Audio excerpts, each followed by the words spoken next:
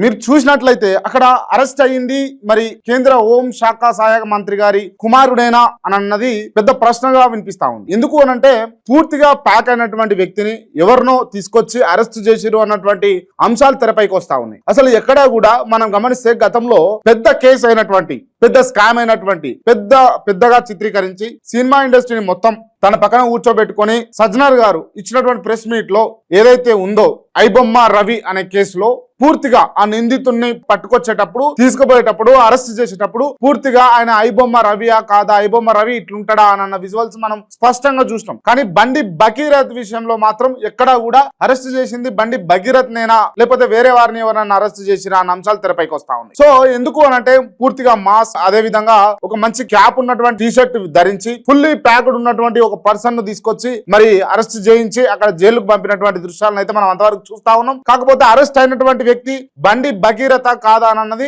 ఇంకా స్పష్టం కాలేదు.